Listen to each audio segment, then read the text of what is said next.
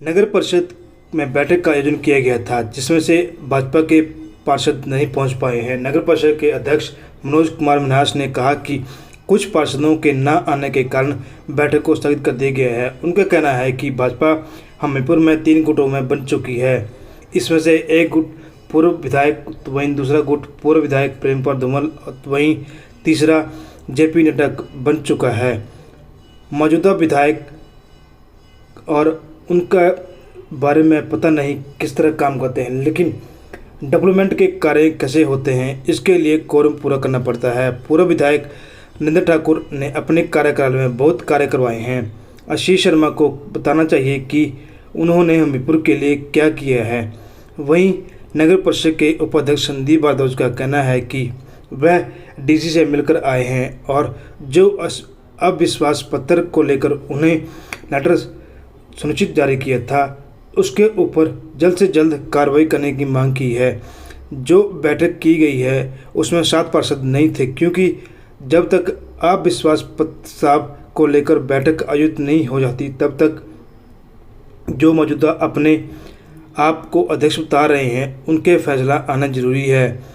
उसके बाद ही फैसला होगा, क्योंकि किसी अध्यक्ष की बैठक में होना जरूरी है, क्योंकि यह पहले तय होना चाहिए। अविश्वास की मांगों को लेकर जो भी मांग की गई है उसका पहला हल किया जाना चाहिए। मौजूदा विधायक आशीष शर्मा ने हमारे लिए इस मामले में कोई बात नहीं कही है। जो विकास कार्य हुए हैं, जो सभी पार्षद में जनरल रेजोल्यूशन डाले गए थे, उस पर किए गए हैं। सभी पार्षद मिलकर विकास कार्य कर रहे हैं और सभी का सहयोग भी जरूरी है। बैठक बुलाई थी, लगभग 5 महीने हमारा जो था वो आचार संहिता का टाइम निकल गया। उसके बाद हमने ये बैठक नगर परिषद की बैठक रखी थी, जिसमें हमारे जो इलेक्टेड पार्षद है वो 4 ही पहुंच पाए और नॉमिनेटेड 4 पार्षद आए। बाकी कोई भी पार्षद नहीं आया, जिस कारण ये कोरम पूरा नहीं हो सका। लेकिन ये गलत सोच है कि वो इस बैठक में नहीं आए, क्योंकि बैठक तो ये डेवलपमेंट कार्य शहर के प्रति थी, जिसमें हमारा वार्ड नंबर 6 के पार्क के बारे में चर्चा थी, वार्ड नंबर 9 के टैंक के बारे में, पानी के टैंक बढ़ना उसके बारे में चर्चा थी, और हमारा वोटर जो में वर्षाशाल का बढ़नी थी उसका रेनोवेशन, शौचालय का रेनोवेशन, मतलब हमारा जो भी काम चला हुआ था, जो अधूरा काम बचा था उसके बारे में चर्चा करनी थी। इसके साथ ही हमने विकास कार्य जो वार्डों में नए काम लगाने थे उनके बारे में सभी के वार्डों में कार्य के प्रति चर्चा करनी थी। लेकिन ये लोग शायद विकास नहीं चाहते, जिस कारण ये कोरम में नहीं पहुंच पाए। इसमें मैं आपको सही बात बताऊं, इसमें आशीष शर्मा की इन्वॉल्वमेंट है। आशीष शर्मा ने कल सभी पार्षदों को, जैसे इसने विधानसभा में किया इन लोगों ने सुक्खू भाई को हटाने के लिए, वैसे ही इन्होंने यहाँ सोचा कि हम बैठक में नहीं जाएंगे बीजेपी के पार्षद, तो ये कोरम पूरा नहीं होगा, तो कोई विकास कार्य नहीं हो पाएगा।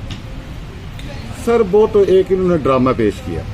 विधायक तो आजाद जीत कर गया था, आजाद विधायक किसी भी पार्टी में जा सकता था। अगर इलेक्शन ही लड़ना था और तो गवर्नमेंट का इतना खर्चा कराना था, ये इसका बार बार शादी करने वाली बात है इसमें।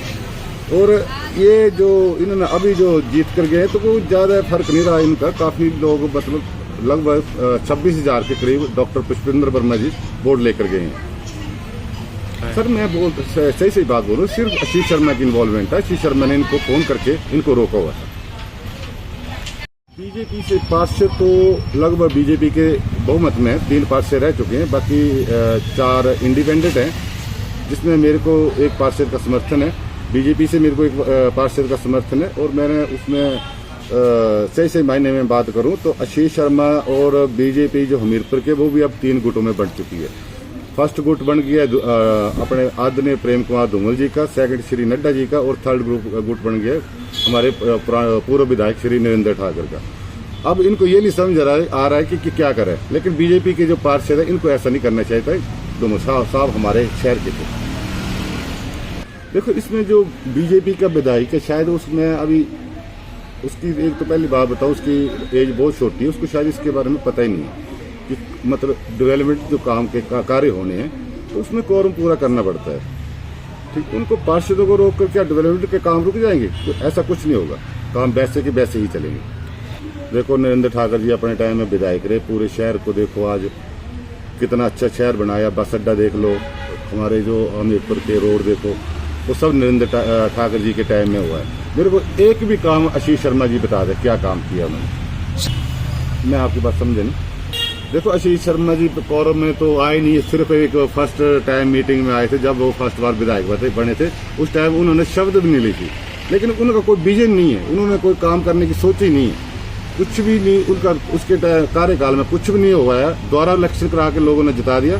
चलो मैं लोगों का धन्यवाद करता हूँ जो दोबारा उसके ऊपर विश्वास किया, लेकिन विश्वास पैसे के ऊपर कब तक किया जाएगा, नशे के ऊपर कब तक किया जाएगा। ये काम थोड़े ही दिन चलेगा। इसका मेन कारण है कि कल हम डीसी साहब से मिलके आए थे। 2 मार्च 2024 को 10 पार्षदों ने मिलके नो कॉन्फिडेंस मोशन की मांग की थी और वो सब एसडीएम साहब के डीसी साहब के पास लेके आए थे हम। उसके बाद हमें ना तो कोई तारीख मिली, ना उन्होंने कोई हमें मीटिंग रखवाई या कुछ जिससे मतलब पूरा हो जाता कि पता चल जाता है कि आगे ये करेंगे या नहीं करेंगे। कल फिर हम मिलके आए हैं डीसी साहब से, तो डीसी साहब से हमने कल भी यही मांग की है कि जो हमने नो कॉन्फिडेंस मोशन की मांग की थी कि उसकी तारीख दी जाए और मतलब जो नो कॉन्फिडेंस मोशन जिसकी हमने मांग की है उसे मतलब उसका फ्लोर टेस्ट कराया जाए। तो उन्होंने आश्वासन दिया है कि जल्द ही हमको डेट देके इसको जल्द ही ये करेंगे। आज जो हमारी नगर परिषद की बैठक थी उसमें हम 7 लोग नहीं गए, तो हमारा डिसीजन ये रहा है कि सबसे पहले तो किसकी अध्यक्षता में मीटिंग होनी है ये ज़रूरी है। अगर वाई लॉज अगर कल को कोई ऐसी बात आती है कि मनोज जी की अध्यक्षता में मीटिंग होनी तो हम उसकी में भी करेंगे, पर लेकिन जो हमने एक नो कॉन्फिडेंस मोशन की मांग की है पहले उसको तो बहाल किया जाए। उसका जो भी हो फैसला होना वो बाद की बात है, पहले उसको करने के बाद ही मीटिंग का जो भी होगा उसके बाद करेंगे। नहीं, विधायक जी का इसमें कोई रोल नहीं है। विधायक जी से हमारी कोई बात नहीं हुई, ना उन्होंने कोई ऐसी डायरेक्शन दिया।